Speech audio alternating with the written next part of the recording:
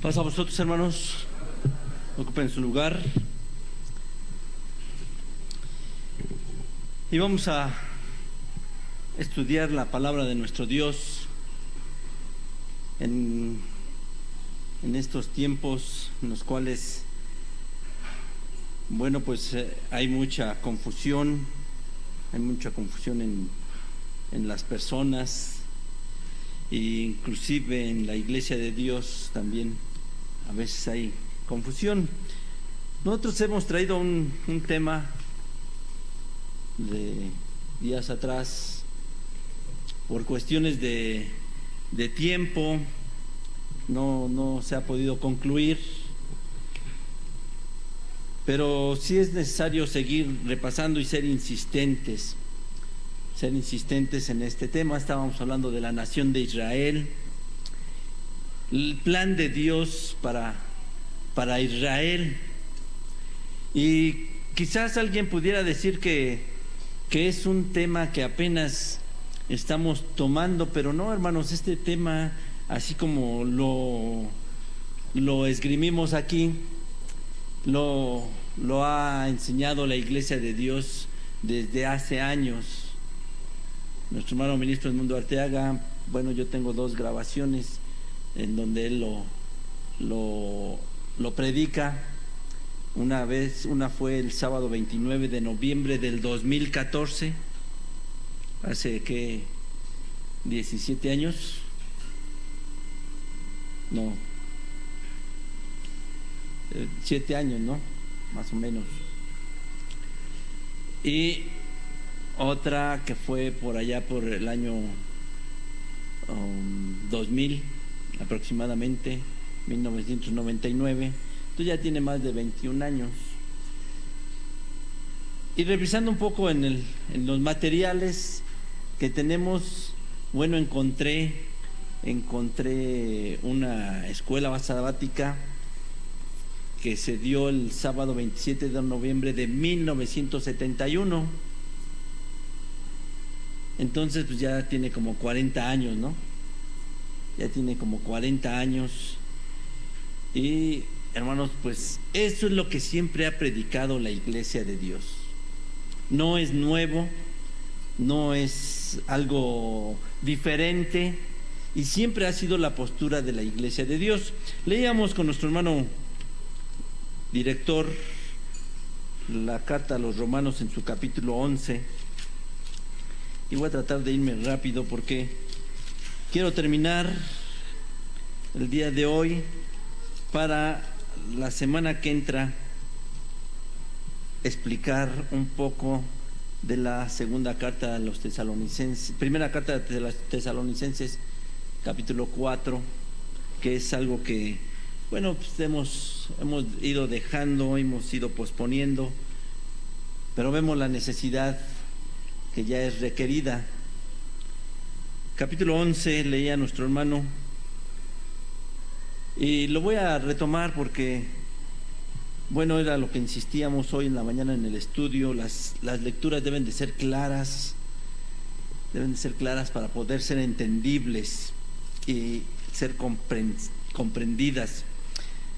Capítulo 11, verso 1 de Romanos. Digo pues, ¿ha desechado Dios a su pueblo? En ninguna manera, porque también yo soy israelita, de la simiente de Abraham, de la tribu de Benjamín. Era la preocupación del apóstol Pablo. ¿Dios ha desechado a su pueblo? Recuerde que Israel, solamente 144,000 fueron los que se convencieron, fueron los que se convirtieron al nuevo sistema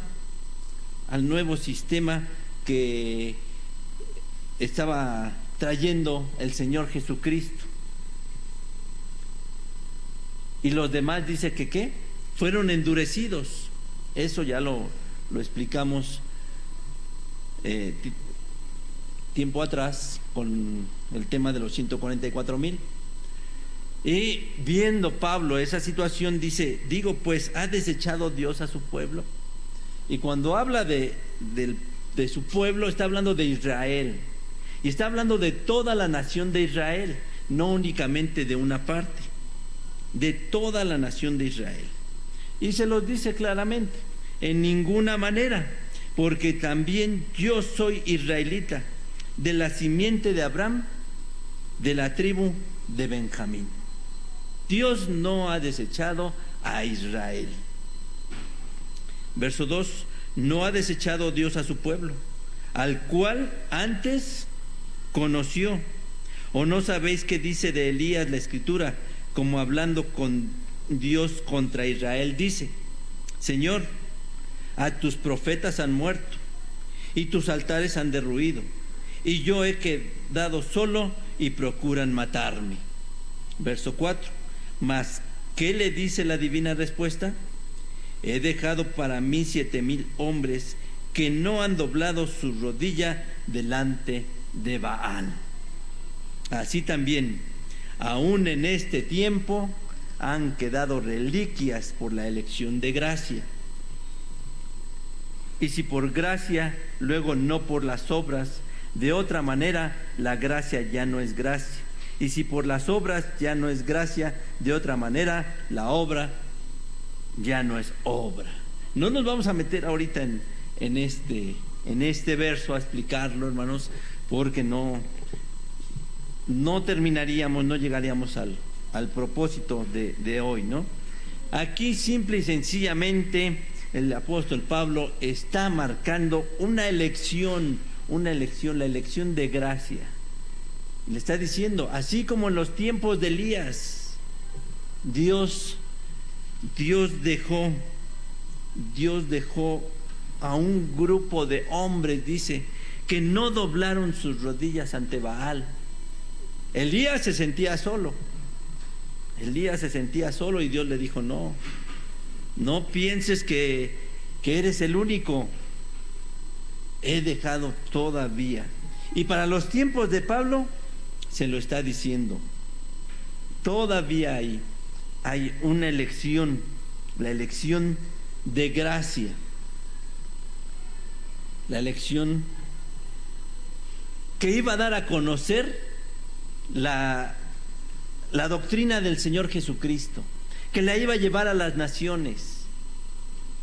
Es ahí donde se está llevando a cabo el propósito de Dios. Verso 7: ¿qué pues? Lo que buscaba Israel, aquello no ha alcanzado, mas la elección lo ha alcanzado, y los demás fueron endurecidos. Solamente 144,000, pues ellos no doblaron sus rodillas a Baal.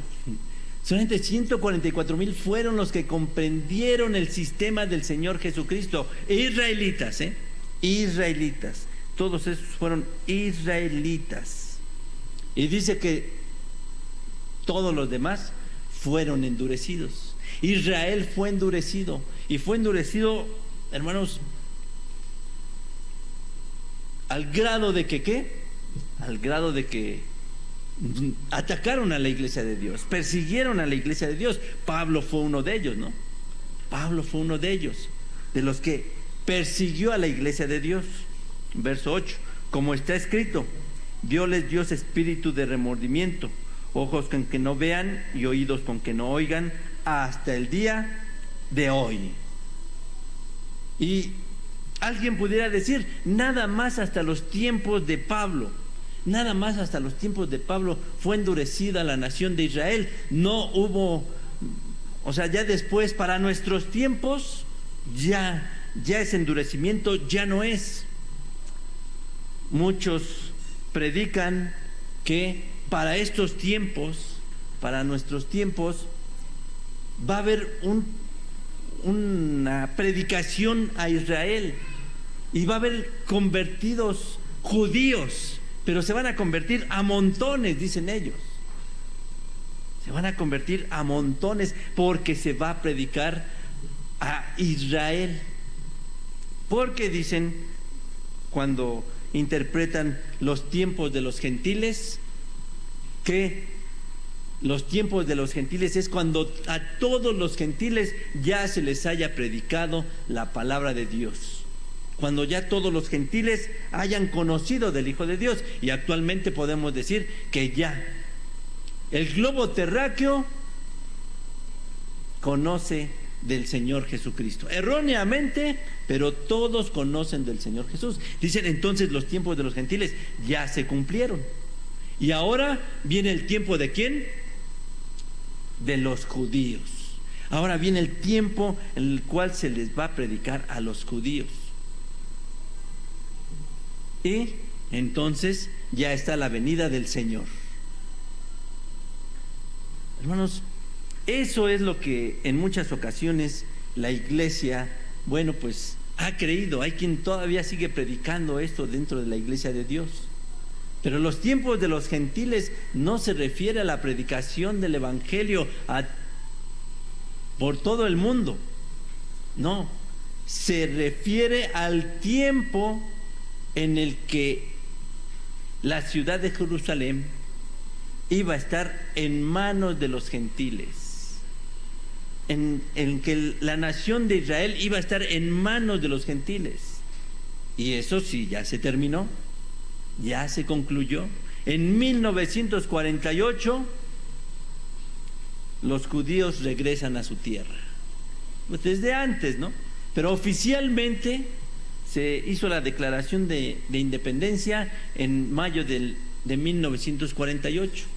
Israel empieza a tomar posesión de su tierra, de su nación, aunque no toda. La ciudad de Jerusalén, el centro de la creencia judía, estaba en manos de los árabes. Fue hasta el año de 1967, en la guerra de los 6 días, cuando Israel, entonces sí, con su gran poderío, toma la ciudad de Jerusalén, junto con otras ciudades, Jericó y la Franja de Gaza, y las hace suyas. Después regresó la Franja de Gaza, regresó el Sinaí, la península del Sinaí, pero la que no regresó fue ¿qué? La ciudad de Jerusalén. La ciudad de Jerusalén no la regresó. Pero ¿qué ha pasado en todo este tiempo? Los judíos siguen endurecidos. Ellos no aceptan al Señor Jesucristo. No lo aceptan. Usted pregúntele a un judío allá en Israel: ¿tú qué piensas del Señor Jesús? ¿Tú qué piensas de la venida del Señor Jesús? Para mí no es nadie, dice. Para mí no. Para los cristianos, sí. Para nosotros no es nada. Y tienen razón, para ellos no es nada. Lo aceptan como un profeta que vino, nada más. Pero no lo aceptan como su Mesías. Ahí está el endurecimiento de Israel. El endurecimiento de Israel ahí va a estar, o ahí está, y ahí está latente, y ahí está presente. Nosotros lo hemos visto y lo hemos constatado, ¿no? Y aunque, ¿por qué saben de Jesús? Porque simple y sencillamente saben que ahí es el centro de las 3 religiones, ¿no? Ahí es el centro de las 3 religiones. Ahí están los musulmanes, ahí están los cristianos y ahí está el judaísmo. Entonces conocen de todo esto. Vaya, hemos hablado mucho de la nación de Israel, cómo ellos son ¿qué? Conocedores de todas las cosas, ¿no? Son hombres sabios que les gusta, conocen todas las cosas. Bueno, vemos ese endurecimiento aún hoy en nuestros días. ¿Dónde se va a acabar ese endurecimiento? Cuando venga el Señor Jesucristo. Cuando venga el Señor Jesucristo se va a acabar ese endurecimiento, porque lo van a reconocer como sus Mesías. Lo van a reconocer ahí como su Mesías. Se decía que ahorita es la predicación para los judíos y los judíos se van a convertir a montones. No. Los judíos van a creer en el Hijo de Dios, sí, pero no como nosotros creemos no como nosotros creemos, para una vida transformada, para una vida en santidad. Eso es lo que ha hecho el Señor Jesucristo con nosotros. Nos ha dado la oportunidad de vivir. Y aquí quiero recalcar una cosa, hermanos. El Señor Jesucristo nos vino a dar salvación. Nos vino a dar salvación. Con su muerte nos salvó. No nos dio la vida eterna. El Señor Jesucristo con su muerte nos dio salvación, pero no nos dio la vida eterna. Esa nos las va a dar ¿cuándo? Cuando sea la segunda venida. Nos va a dar la vida eterna. ¿Pero a quiénes? A los que se la hayan ganado. Sí, porque hoy la predicación de las organizaciones religiosas es: tú ya eres salvo, tú ya eres salvo. Y por aquí se muere. ¿Y qué dicen? Nuestro hermano ya está en el reino con Dios, ¿no? Ya está en el reino con Dios. Ah, pero están esperando ¿qué? La segunda venida de Cristo. Están esperando la segunda venida de Cristo. ¿Cómo es eso? Se murió, se fue al cielo, porque esa es su predicación, está con Dios. Ah, pero se va a levantar en la segunda venida del Maestro. Son incongruencias, ¿no? Son incongruencias de las organizaciones religiosas. Y nos vamos nosotros al verso. No voy a leer todos los demás versos, digo, porque no terminaría, pero vamos a leer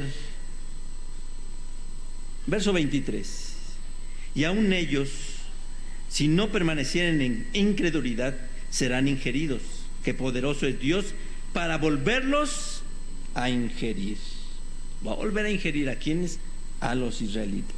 Porque si tú eres cortado del natural acebuche y contra natura fuiste ingerido en la buena oliva, cuanto más estos que son las ramas naturales serán ingeridos en su oliva.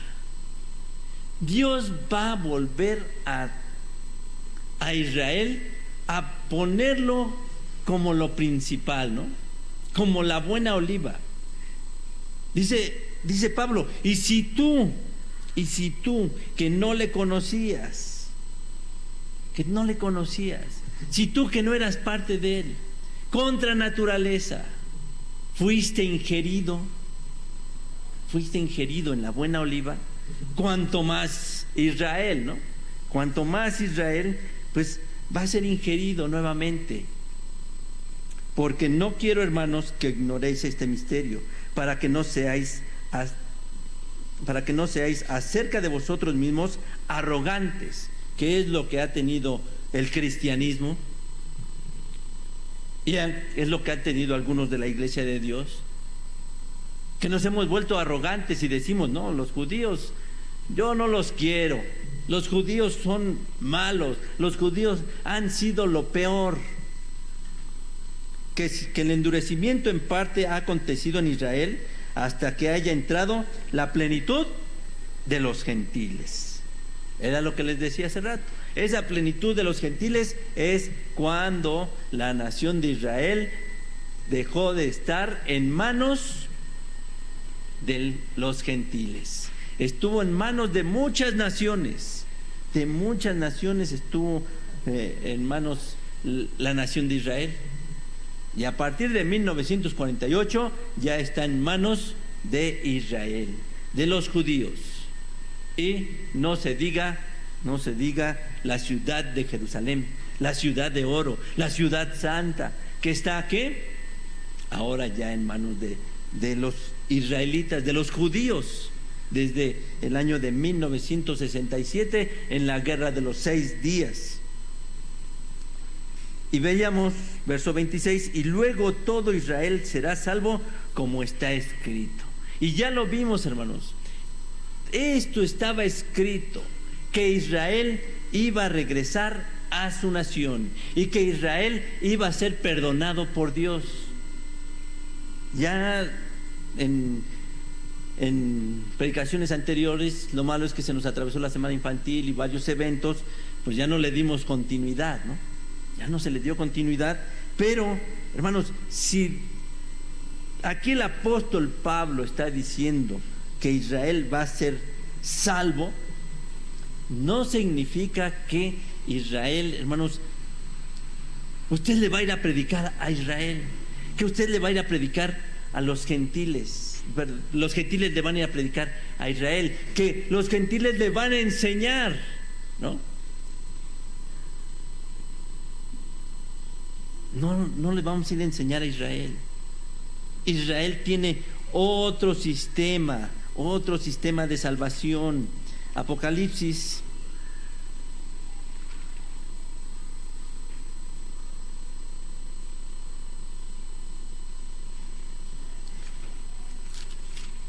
Apocalipsis 1:7 nos decía: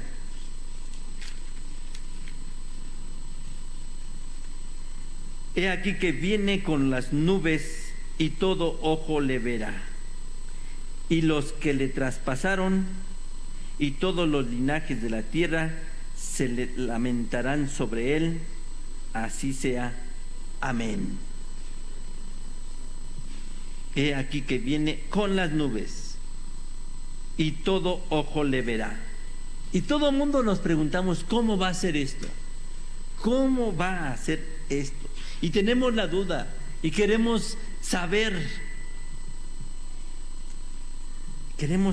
cómo va a ser este evento. Creo que hoy por la tarde nos van a explicar un poquito de esto, ¿sí? Y todo ojo le verá.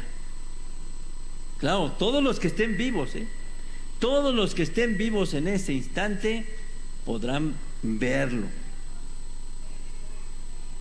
Y dice: y los que le traspasaron. Ya les dije anteriormente, nosotros, la iglesia de Dios, los gentiles, no fuimos los que traspasaron al Señor Jesús, no. Esos fueron los judíos. Los judíos fueron los que traspasaron, fueron los que mataron, fueron los que crucificaron al Señor Jesús, los que lo entregaron. Ellos son. Y dice: y todos los linajes de la tierra se lamentarán sobre él. ¿Quiénes no se van a lamentar? Simple y sencillamente los que hicieron su voluntad, los que le aceptaron como el Salvador. Esos no se van a lamentar, pero los que lo traspasaron, sí. ¿Y quiénes lo traspasaron? Los judíos, los israelitas y todos los linajes de la tierra, ¿sí? Todos aquellos que no lo conocieron, todos aquellos que no lo quisieron aceptar, porque hoy no podemos decir que no lo conocieron. No lo conocieron en su doctrina, en su enseñanza, en eso no lo conocieron, o no quisieron conocerle, porque el hombre siempre ha hecho lo que ha querido. Dios dijo 10 mandamientos y el hombre dice: la ley no salva, la ley no sirve. Dios dice 10 mandamientos y el hombre dice 9 u 8 o 7 o nada más 5, ¿no? Sí, porque hay organizaciones religiosas que sí aceptan la ley de Dios, que sí aceptan los 10 mandamientos, pero guardan el domingo, ¿no? Les digo, hay mucha incongruencia en las organizaciones religiosas. Dicen una cosa y hacen otra. Entonces, aquí, hermanos, los judíos son los que se van a arrepentir.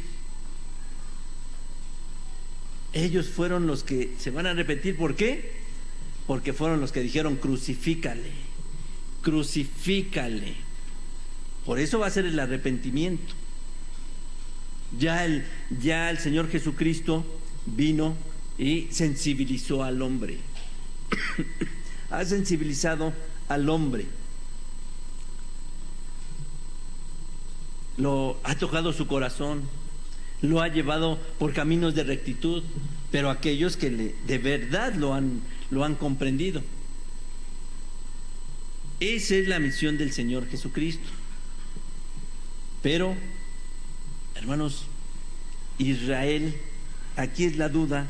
Y escuchaba a un predicador que decía: que entonces, y luego todo Israel será salvo, se refiere al momento en el que Israel se le va a predicar el Evangelio. Él decía así, aquí dice, aquí no se refiere a un futuro cuando venga el Señor Jesucristo, así decía este predicador. Aquí, ahí no se refiere. Se refiere al momento en el que la plenitud de los gentiles se haya completado y entonces se le empiece a predicar a Israel. Yo pues preguntaba, bueno, si es como él dice que la plenitud de los gentiles es cuando a todo el globo terráqueo se le ha predicado el Evangelio, cuando todos los gentiles ya han escuchado del Salvador, del Señor Jesús, entonces ¿por qué no hay el convencimiento de israelitas a montones? Como él decía, es que esto va a ser, se le va a empezar a predicar y se van a empezar a convertir a montones, y significa que ya es el fin. Hermanos, el fin lo estamos viviendo desde hace 2000 años. El fin lo estamos viviendo desde hace más de 2000 años. Que Dios es paciente porque quiere que la gente entienda, que la gente comprenda, pero la gente no entiende y no comprende. Y les narré, hermanos, de todas las cosas que ha pasado Israel, de todas las cosas que pasó Israel desde hace 2000 años para acá, desde que el Señor Jesucristo le mostró todos los castigos que iba a pasar, y uno a uno se han ido cumpliendo. Perdieron su tierra y pasaron 1948 años para que la recuperara, desde que el Señor Jesucristo se lo anunció que la iban a perder. Y después de que la perdieron, hermanos, todo lo que pasó Israel, no pasó cosas bonitas, pasó cosas duras. Y lo más cercano que tenemos nosotros es la Segunda Guerra Mundial. Pero anterior a eso pasó cosas horribles. Israel pasó cosas, pues, que nadie quisiéramos pasar. Ciertamente Israel, pues, podemos decir que ha equivocado el camino, porque ellos se han convertido al catolicismo. Pero en realidad se han convertido, no, ellos no se han convertido al catolicismo. Ellos se han ido al catolicismo por conveniencia. Y de hecho ese es uno de sus pensamientos. Por salvar la vida nos hacemos a los contrarios, ¿no? Por salvar la vida nos hacemos a los contrarios. En tiempos de la Inquisición, ellos aprendieron el Ave María. Ellos aprendieron a saludar como saludaban los católicos. ¿Para qué? ¿Porque estaban convencidos? ¿Porque se les había adoctrinado en esa creencia? No. Fue ¿por qué? Por salvar la vida. Y hasta la fecha ellos tienen esa mentalidad, ese pensamiento de que por salvar la vida ellos se van a ir a donde sea necesario. Se han revuelto con las naciones. ¿Para qué? Pues para salvar la vida. Como espías, son los más grandes espías. Han ido a infringir los mandamientos de Dios. ¿Para qué? Para salvar a su pueblo. Por eso lo han hecho. Entonces tienen excusa, ¿no? Tienen excusa los judíos. Es lo que han hecho siempre. Es lo que han hecho siempre los israelitas. Porque ellos dicen, a nosotros no nos van a exterminar. A nosotros no nos van a exterminar. Y lo vemos. cuántas guerras han pasado, bajo cuántas naciones han estado de esclavos en la esclavitud, y los vemos ahora. Cuántos imperios han pasado y ellos estuvieron bajo el dominio de esos imperios, y hoy esos imperios desaparecieron. Les leí la carta del señor Benjamín Netanyahu, ¿no? Benjamín Netanyahu, donde decía: nos han hecho y nos han deshecho, y aquí seguimos, aquí estamos. Y hermanos, es una nación pequeñita, pequeñita.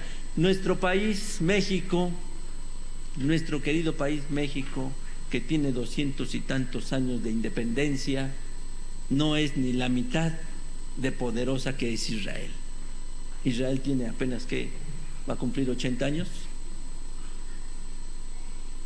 Llevamos nosotros una gran ventaja, 100 y tantos años,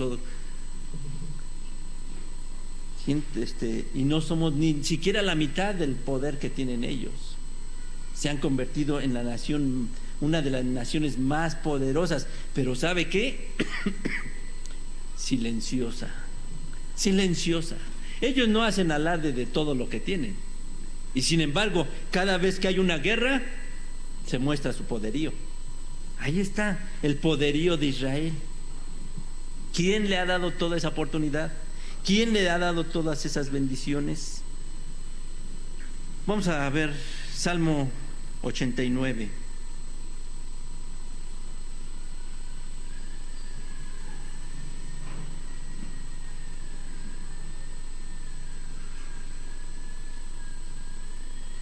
Vamos a leer el verso 29. Salmo 89, 29. Y pondré su simiente para siempre, y su trono como los días de los cielos. Esa fue la promesa de Dios.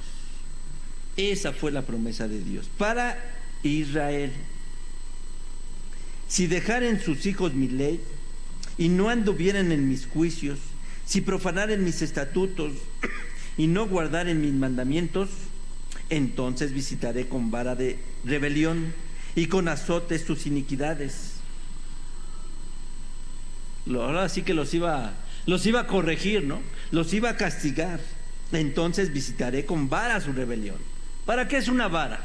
Para corregir, para corregir. Hay naciones, hermanos, que todavía actualmente en el siglo XXI utilizan la vara como corrección, y lo hacen delante del público, no crea que lo hacen en lo oculto. Cometieron una falla, hicieron delinquieron, azotes en la espalda, en la parte baja, en las plantas de los pies. Dependiendo del delito, es la cantidad de azotes y el lugar donde los tienen que recibir. Y mire, son naciones donde no existe delincuencia. Son naciones donde no existe delincuencia, porque, como dice, visitaré con vara su rebelión. Su maldad la tienen que castigar. Dios la va a castigar. ¿Y la castigó a quién? A Israel. ¿Y le ha servido a Israel? Claro que le ha servido. Y con azotes sus iniquidades, mas no quitaré de él mi misericordia, ni falsearé mi verdad. No olvidaré mi pacto, ni mudaré lo que ha salido de mis labios. Una vez he jurado por mi santidad, que no mentiré a David. Su simiente será para siempre, y su trono como el sol delante de mí. Como la luna será firme para siempre, y como un testigo fiel en el cielo. Ahí está, hermanos. Esa es la nación de Israel. Para eso es la nación de Israel. Y ya pagó, hermanos. Ya pagó toda su rebeldía. Claro que ya la pagó. Ya la pagó. Israel ha ido pagando una tras otra. Todo lo que hizo, lo pagó Israel. ¿En dónde? En la esclavitud. Pero claro, Israel se benefició de la esclavitud. Él no se sentó a lamentar: ay, me tienen presionado, me tienen bajo su dominio. No, iba aprendiendo, iba aprendiendo. Cuando fue perseguido en la Inquisición, hermanos, estaba aprendiendo Israel. Y ahí estaba recibiendo ¿qué? Su castigo. Estaba recibiendo ese castigo, el cual se hizo merecedor. A pulso se hizo merecedor. Cualquier cosa que hacían los gentiles, Israel inmediatamente la tomaba, la mejoraba. Los japoneses decían que ellos eran una de las tribus de Israel. No sé si ellos dicen que son la tribu de Efraín o la de Manasés. Ellos así lo dicen y así lo enseñan, Y hermanos, a veces uno dice: la nación de Israel, la nación de Japón es también una nación pequeña, es una isla. Y hermanos, no tienen oro, no tienen minas de oro, no tienen de dónde extraer minerales, no tienen de dónde extraer petróleo los japoneses. Es una nación que en realidad, hermanos, podríamos decir, le tocó una tierra olvidada, ¿no? Dicen que allá un mango cuesta, creo, $20. Un mango cuesta $20. Y decía un japonés, dice: y va usted aquí a Chiapas y ahí se están pudriendo los mangos. Ahí se están pudriendo los mangos, tratando de concientizar a los mexicanos. Les digo, un mango allá en Japón cuesta $20. Y aquí se están echando a perder. Se están pudriendo los mangos. Dice, allá en Japón, un mango es un manjar. Esa solamente es fruta de ricos. Es fruta de ricos, dicen los japoneses. Y sin embargo, no tienen toda esa bendición que tenemos nosotros. Hermanos, aquí en México tenemos minas de muchas cosas. Nuestro país es rico, ¿no? Tenemos petróleo, o teníamos petróleo. Ya lo malgastamos. Y no nos comparamos con Japón. Bueno, Israel estaba peor que Japón. Israel estaba peor que Japón. Decía esta mujer, ay, se me fue el nombre, la primer ministro, no es Margaret Thatcher, esa fue de Inglaterra, no, la primer ministro de Israel, Golda Meir, se me olvidaba ahorita su nombre. Dice, Dios nos trajo 40 años vagando por el desierto y nos vino a dejar a un lugar donde no veíamos otra cosa más que pura arena. 40 años vagando por el desierto, vimos 40 años, ella no los vio, pero como si los hubiera visto, ¿no? Sus antepasados lo vieron. Dice, nos trajo 40 años bajando por el desierto para que al final de cuentas nos trajera a un lugar donde no hay nada. Y vea usted ahora Israel. Los desiertos los convirtieron en tierras fértiles. ¿Gracias a qué? Gracias a que pagó. Ahí está. Dios le cobró a Israel. Si dejaren sus hijos mi ley y no anduvieres en mis juicios, si profanaren mis estatutos y no guardaren mis mandamientos. Todo eso hizo Israel. Entonces lo visitaré, lo castigaré, lo castigaré. ¿Y lo castigó? Dios castigó a Israel. Dígame, ¿los gentiles han pagado? ¿De qué forma han pagado los gentiles? No, los gentiles no han pagado. Cuando usted paga algo, pues se hace acreedor a que ya es, o bueno, ya no se hace acreedor, ya usted se hace dueño de las cosas. Se hace dueño de las cosas. Usted está aquí, ¿por qué? Por gracia del Señor Jesucristo. Pero a usted no le costó nada. A usted no le costó nada. El que pagó fue el Señor Jesucristo. Porque dijéramos, a usted antes de venir a la iglesia de Dios, antes de conocer al Señor Jesucristo, antes de bautizarse, ¿lo golpearon? Casi lo mataron. ¿Fue perseguido? No, hermanos. Nosotros hoy vivimos un tiempo hermoso, ¿no? Un tiempo divino. ¿Por qué? Porque nada nos ha costado. Nada nos ha costado la salvación. A Israel sí. A Israel sí le ha costado. Le costó. Y le sigue costando, ¿eh? Le sigue costando todo eso.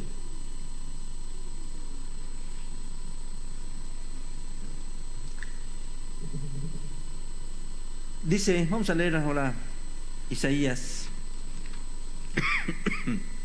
capítulo 27.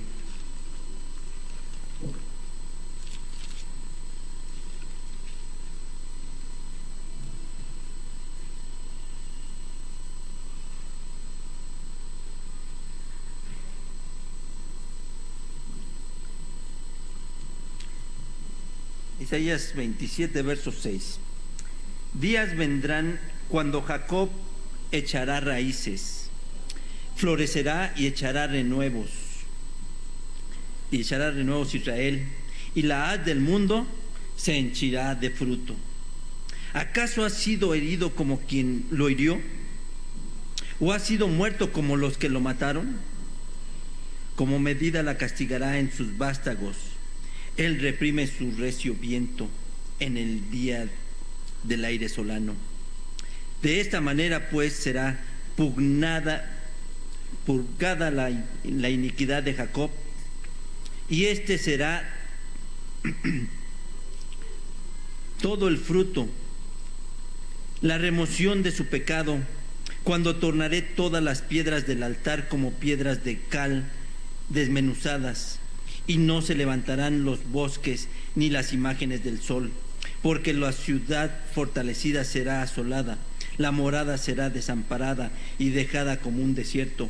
Allí se apacentará el becerro, allí tendrá su majada y acabará sus ramas. Cuando sus ramas se secaren, serán quebradas. Mujeres vendrán a encenderlas, porque aquel no es pueblo de entendimiento. Por tanto, su hacedor no tendrá de él misericordia, ni se compadecerá de él el que lo formó. Y acontecerá en aquel día que herirá Jehová desde el alveo del río hasta el torrente de Egipto, y vosotros, hijos de Israel, seréis reunidos uno a uno. Acontecerá también en aquel día que se tañerá con gran trompeta, y vendrán los que habían sido esparcidos en la tierra de Asiria y los que habían sido echados en tierra de Egipto, y adorarán a Jehová en el monte santo en Jerusalén. Sí, por favor. Gracias. Hermanos, esto ya lo vimos. Usted es testigo de que esto ya se cumplió. Esas tierras ya se volvieron fértiles. Ya se volvieron fértiles. Ahora, ¿qué pasa? ¿Qué falta? Únicamente falta que tengan a su Salvador, que tengan a su Mesías, que tengan a su Mesías, que Israel tenga todo lo necesario para recibir a su Mesías. Pero cuando nosotros vemos la palabra de Dios que nos dice, bueno, Israel ha sido malo, Israel ha sido pecador, Israel... ¿Y cómo sigue siendo Israel? ¿Cómo sigue siendo ahorita Israel?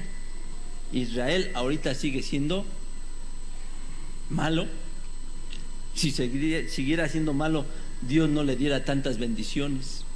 Saludamos a nuestro hermano Misael Sontay, que nos acompaña por la transmisión. Lo saludamos. Dios ya dijo que no iba a faltar a la promesa, no iba a faltar a la promesa de que la casa de David iba a ser eterna, que no iba a terminar, que no iba a haber fin de la casa de Israel. Ya lo dijo, lo vimos allá en el Salmo. En el Salmo lo vimos con claridad. Y que aun cuando Israel faltara a sus mandamientos, cuando hiciera las cosas equivocadas, no lo iba a traer por la buena, claro, no lo iba a traer por la buena, lo iba a traer por la mala. Y sin embargo entendió Israel. Y por eso nosotros hoy concluimos que cuando Pablo está hablando en la carta a los romanos, y cuando le está diciendo que todo Israel será salvo, es porque, hermanos, Israel ya pagó toda su maldad, ya pagó todo lo malo, ya.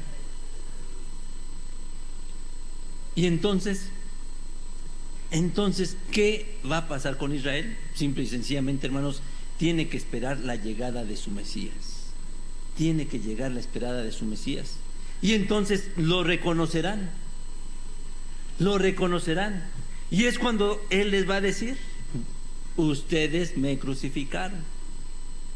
Ustedes me crucificaron. Hay un sistema para Israel. Un sistema que es diferente al de los gentiles, ¿sí? El sistema, hermanos, pues ya lo puso Dios a Israel, que lo iba a perdonar,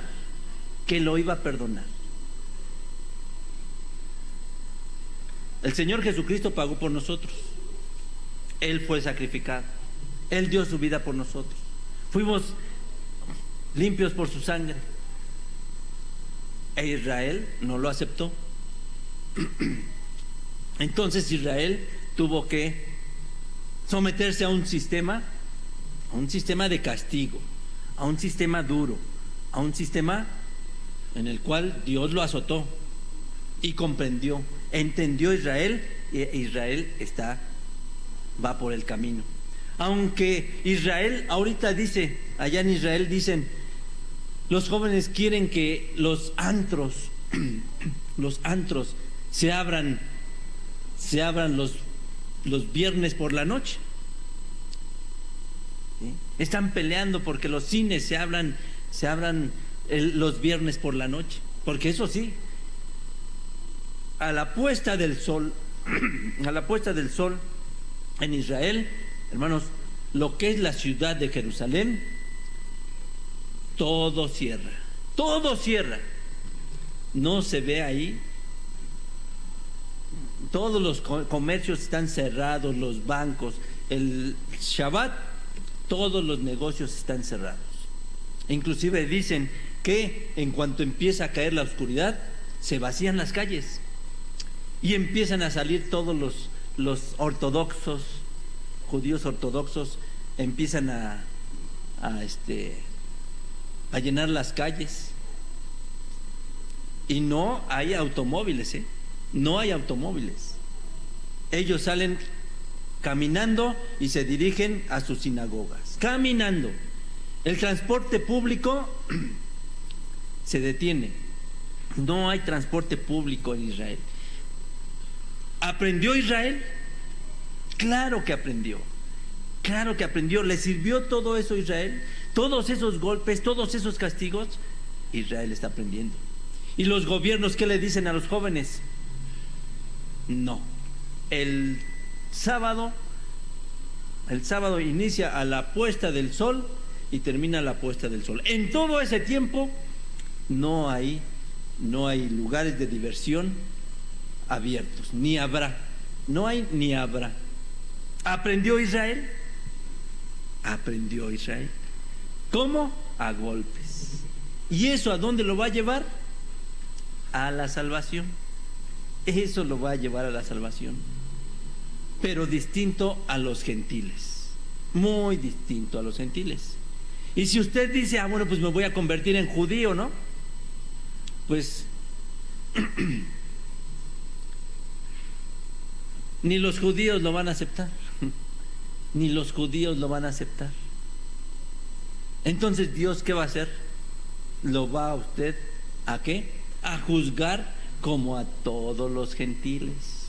¿En qué momento nos va a juzgar?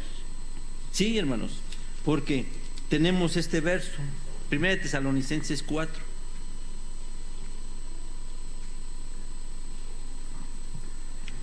Primera de Tesalonicenses 4. Yo sé que es un verso que usted conoce, o una cita que usted conoce, porque cada vez que hay un fallecimiento, y últimamente hemos tenido muchos, el expositor siempre utiliza esta cita. Primera de Tesalonicenses 4, verso 13. Tampoco, hermanos, queremos que ignoréis acerca de los que duermen. Cuando Pablo está hablando aquí de los que duermen, son los que están muertos, los que ya fallecieron. Recuerde que el Señor Jesucristo dijo que la muerte es un sueño, ¿no? Es un sueño profundo. Pues Pablo está retomando esa enseñanza. Tampoco, hermanos, queremos que ignoréis acerca de los que duermen, que no os entristezcáis como los otros que no tienen esperanza. Necesitamos saber cuál es esa esperanza. ¿Cuál es esa esperanza? ¿No? En primer lugar, tenemos que saber cuál es esa esperanza, porque Pablo nos está diciendo que no nos debemos de entristecer, ¿sí? Porque nosotros tenemos una esperanza. Aquellos que se entristecen no tienen esperanza. ¿Cuál es la esperanza? Porque si creemos que Jesús murió y resucitó, así también traerá Dios con él a los que durmieron en Jesús. Hermanos, necesitamos comprender muy bien esas partes de la Biblia. La necesitamos comprender. ¿Sí? Y necesita usted poner mucha atención. Aquí nos está hablando de una cosa. ¿Sí? Aquí nos está hablando de una cosa que usted debe de tomar en cuenta, ¿eh? Porque si creemos que Jesús murió y resucitó, así también traerá Dios con él a los que durmieron en Jesús. Esa es nuestra esperanza. Esa es nuestra esperanza. Resucitar, ¿no? Esa es nuestra esperanza. Porque dice a los que durmieron en Jesús. ¿Quiénes son los que duermen en Jesús? ¿Quiénes son? Todos aquellos que mueren en el seno de la iglesia de Dios, conociendo la doctrina de Dios, teniendo esa convicción. Aquellos que no se van a ir al infierno de fuego, o sea, sí nos vamos a ir al infierno, pero no al infierno de fuego, que no se van a ir al cielo, aquellos que no van a ser arrebatados.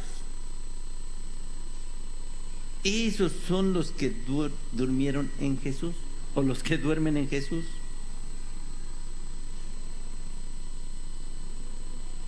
Debe de comprenderlo, porque más adelante vamos a ver otra cosa. Y usted tiene que entenderla y comprenderla a la perfección, porque si no, más adelante, pues más adelante se va a hacer bolas. Como muchos hermanos se hacen bolas. No pierda ese verso 14, porque si creemos que Jesús murió y resucitó, así también traerá Dios con él a los que durmieron en Jesús. Aquí habla de los que duermen en Jesús. Nosotros a veces decimos, nuestro hermano ya duerme en Jesús, ¿no? Ya falleció, ya murió. ¿Y por qué duerme en Jesús? Porque él se fue, él se fue conociendo la doctrina de la iglesia de Dios. Y se fue pensando en eso, que el Señor Jesucristo, así como Él resucitó, cuando Él venga, lo resucitará también. Esos son los que durmieron, o los que duermen en Jesús. Cuando usted se muera, cuando yo me muera, si todavía no llega el Señor Jesucristo y nos vamos plenamente convencidos de la iglesia, de la doctrina de la iglesia de Dios, nos vamos a ir a dormir en Jesús. Pero si usted el día de mañana, antes de que se muera, se regresa al catolicismo, aquellos que salieron de ahí, o se va al protestantismo, o ya en el último de los casos, se va al mesianismo, hermanos, usted no se va a ir a dormir en Jesús. Usted no se va a ir a dormir en Jesús. Solamente los que ¿qué? Los que conocen, los que guardan, los que predican la doctrina del Señor. Esos son los muertos en Jesús. Job capítulo 19. No pierda 1 Tesalonicenses, Job 19.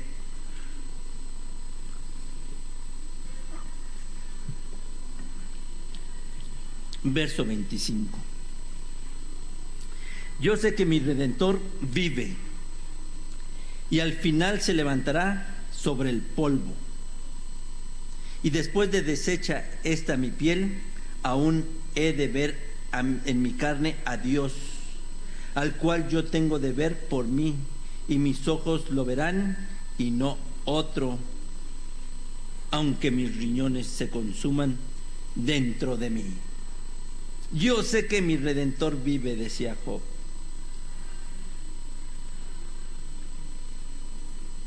Sí fue Job el que dio estas palabras.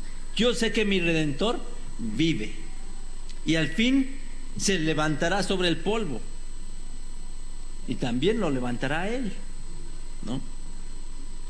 Esa era la esperanza con la que se fue ¿quién? Job.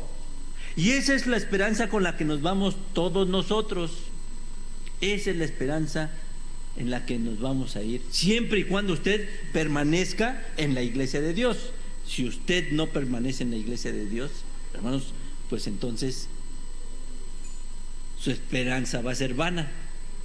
Su esperanza va a ser vana. Sí va a resucitar, sí va a resucitar, pero no va a resucitar como los que durmieron en Jesús. Verso 15. Por lo cual, 1 Tesalonicenses 4:15, por lo cual os decimos esto en palabra del Señor, que nosotros que vivimos, que habremos quedado hasta la venida del Señor, no seremos delanteros a los que durmieron. No vamos a ser delanteros. Nosotros no vamos a recibir la vida eterna antes que los que se fueron primero que nosotros, ¿no?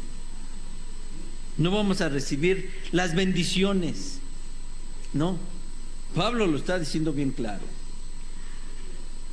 Nosotros que vivimos, que habremos quedado hasta la venida del Señor. Pero, ¿en dónde hemos quedado? ¿En la tierra? ¿Se refiere a la tierra? Nosotros que vivimos, que habremos quedado hasta la venida del Señor, los que habremos quedado fieles, los que quedamos en las cosas del Señor, perseverando en la doctrina, perseverando en las cosas del Señor, a eso se refiere. No seremos delanteros a los que durmieron. Porque el mismo Señor, con aclamación, con voz de arcángel y con trompeta de Dios, descenderá del cielo, y los muertos en Cristo resucitarán primero. Aquí es la otra parte. Los muertos en Cristo resucitarán primero. Estos muertos en Cristo son los mismos del verso 14, los que duermen en Jesús. ¿Son los mismos? ¿Serán los mismos? Porque aquí dice, y con trompeta de Dios descenderá del cielo, y los muertos en Cristo resucitarán primero. Esto es, hermanos, algo que ha confundido a la iglesia de Dios. Es algo que lo ha confundido. Y de hecho a nosotros, un hermano recordaba esta semana de los obreros cuando estábamos en la reunión, y decía, ¿qué tal si ya nos hacen la pregunta? Porque ya esta pregunta nos la hicieron, hermanos, a nosotros, a los obreros de este lugar, ya nos la hicieron. Les decía a los hermanos, ese día no es que no supiéramos responderla, no es que no supiéramos, es que simple y sencillamente fuimos prudentes, porque dentro del cuerpo ministerial pues había una diferencia a este respecto, y hay diferencias en la iglesia de Dios, hay diferencias con respecto a estos dos versos. Pero a mí se me quedó en mente la pregunta que nos realizaron. Una hermana nos hizo la pregunta. Ella decía, a ver, ella no tomó el verso 14, ella se fue directo al verso 16. ¿Por qué dice la Biblia, y los muertos en Cristo resucitarán primero? Explíquenme. ¿Por qué dice la Biblia, los muertos en Cristo resucitarán primero? Yo sabía por dónde iba la duda de la hermana. Porque si nos está diciendo que van a resucitar, entonces quiere decir que ya hubo un juicio. Ya hubo un juicio. Un juicio en el cual fueron encontrados inocentes, no fueron encontrados culpables. Porque el verso 17 nos dice, luego nosotros, los que vivimos, los que quedamos, juntamente con ellos, ¿con quiénes? Con los que ya resucitaron, seremos arrebatados en las nubes a recibir al Señor en el aire, y así estaremos siempre con el Señor. Por tanto, consolados los unos a los otros en estas palabras. Yo no me voy a meter a explicarles esta cuestión del arrebatamiento. Ahí está el folleto, y parece que vamos a hablar muy pronto de esto. Pero, ¿por qué dice? Luego nosotros, los que vivimos, los que quedamos, juntamente con ellos, seremos arrebatados en las nubes a recibir al Señor. Hermanos, aquí nos está hablando de una resurrección, por lo que podemos ver, de una resurrección en el momento que el Señor Jesucristo venga por segunda vez. En el instante que Él vaya llegando va a haber una resurrección. Lo dicen los versos, ¿no? Lo dicen los versos. El verso 14 no nos dice, no nos habla de una resurrección. No nos habla de una resurrección el verso 14. Nos da a entender, porque dice que ¿qué? que esa es la esperanza de todos los que duermen en Jesús. Esa es la esperanza. ¿Cuál? Resucitar. Y ahora existe el debate entre ¿en qué momento vamos a resucitar? En el momento que llega el Señor Jesucristo, que va a dar inicio al milenio, a un periodo de 1000 años, o al final del milenio. Y ahí está la duda, ahí está la cuestión, y es lo que nos decía nuestra hermana en esa ocasión. A ver, quiero que me explique cómo está esto, porque si ahí ya están resucitando, ahí ya hubo un juicio, porque ellos están resucitando transformados, ellos están resucitando ya para una vida eterna. Así lo decía ella, y por ahí tengo la grabación. ¿En qué momento se llevó a cabo ese juicio? ¿En qué momento se llevó a cabo ese juicio? Y entonces sí, yo les preguntaría a ustedes, ¿en qué momento se llevó a cabo ese juicio? Ya vimos que Israel ya lo enjuició Dios y ya le hizo pagar todos sus pecados, y ya le devolvió su tierra prometida, y dijo: no le faltaré, le cumpliré a Israel. Ahora ya nada más le falta ¿qué? Su Salvador, su Mesías, y se lo va a cumplir también, y se lo va a cumplir también a Israel. Y ese Mesías es su Salvador de Israel. Pero ¿y en nosotros? Hermanos, esto lo tendremos que ver la siguiente semana, si Dios nos presta la vida, y entonces les explicamos estos dos versos: los que duermen en el Señor y los muertos en Cristo. Esto, hermanos, no es nuevo lo que yo les voy a explicar, no es nuevo. Yo no me lo saqué de la manga, ¿no? Yo esto pues lo aprendí de mi maestro, que fue mi padre, y él lo aprendió de sus maestros, porque él así lo expresa. Yo lo aprendí de mis maestros, que me lo enseñaron, grandes predicadores de la Iglesia de Dios. ¿Y qué tenemos que hacer nosotros? Darle continuidad a esa enseñanza, seguir con esa enseñanza, seguir mostrándosela a las nuevas generaciones. Y entonces, primeramente Dios, la semana que entra explicaremos esto, pero tendremos que meternos a la cuestión tan anhelada del milenio, la cuestión tan soñada del milenio.